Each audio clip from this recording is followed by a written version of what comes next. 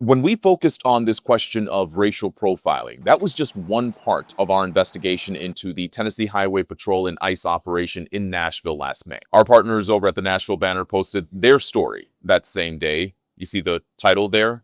Hunting Time by Sarah Grace Taylor, as in hunting people. We got to give them the mark of the beast, Team 6. We heard ICE agents joking about using a marker to write on the people they detained so that they knew which teams racked up the highest numbers. It's kind of hard to watch. I sat down with former NewsChannel 5 reporter Araceli Crescencio, who wrote her own article for the Nashville Banner. She said this was one of the most disturbing things that she saw as part of this investigation because it turned people into nothing more than numbers. It was overwhelming when especially those interactions when maybe officers chuckled or laughed at, made fun of what was happening. Araceli's article was all about what happened to these people after they were detained by ICE and what happened to the families they left behind. The reason I'm stopping you is speeding, okay? Marcos, for example, was out to get some gas when a trooper pulled him over for driving 48 in a 40. ICE agents detained him, and then when they were trying to figure out what to do with his car, one of them said, "You know, we've actually had some luck with having them call their relatives to come pick up these cars and then just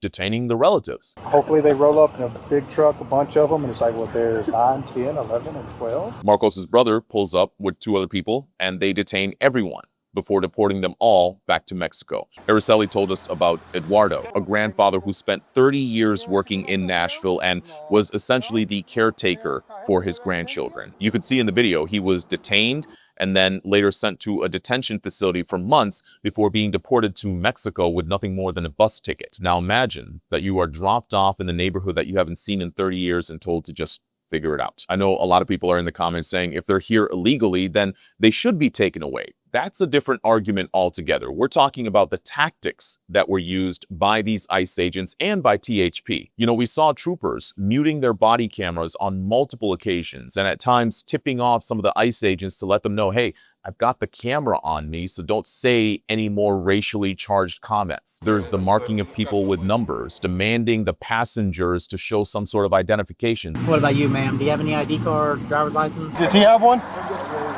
And do you have one? An ID?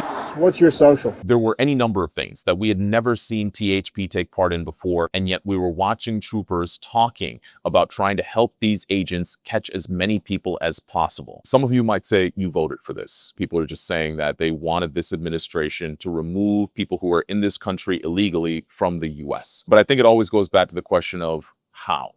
How are we doing this? Are we using an axe on an issue that requires a scalpel? What do you think?